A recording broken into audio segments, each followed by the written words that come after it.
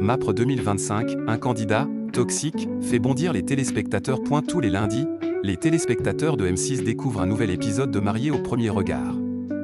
Ce 21 avril, ils ont été nombreux à se liguer contre un candidat qui leur sort par les yeux. Depuis le 3 mars, Mariés au premier regard est de retour avec une 9e saison sur M6. Lancée en 2016, l'émission continue de séduire des millions de téléspectateurs avec son concept pour le moins original. Des experts se basent sur la science pour déterminer les compatibilités entre célibataires avant de jouer les entremetteurs. Une fois les matchs établis, les candidats se rencontrent le jour de leur mariage afin de sauter le pas, ou pas. Comme lors des saisons précédentes, certains candidats trouvent davantage grâce que d'autres aux yeux du public. Parmi les plus critiqués de cette édition, on compte notamment Bruno, 42 ans, qui a agacé de nombreux téléspectateurs dans l'épisode du lundi 21 avril. Le père de famille, compatible avec Coralie à 78%, en a pris pour son grade sur X, alors que plusieurs internautes le voient comme un red flag ambulant.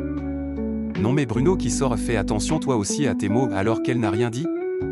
Genre c'est la victime des deux et c'est la faute de Coralie, mais par pitié sort de là ma belle, de retour avec le couple de 1451 où la soumission et la terreur masculine règnent. Je vous présente Bruno et Coralie, peut-on lire parmi les réactions sur la toile. La seule question c'est, combien de temps va-t-elle le supporter? Bruno est tout le temps en train de dire, c'est si tu veux, si ça ne te dérange pas, c'est d'accord, ça te va.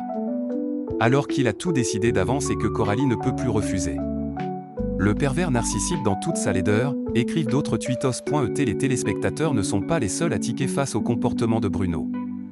Coralie elle-même, qui avait pourtant craqué face aux petites attentions de son futur mari, se met à douter. Je me demande si c'est quelqu'un comme ça, tout le temps, tous les jours.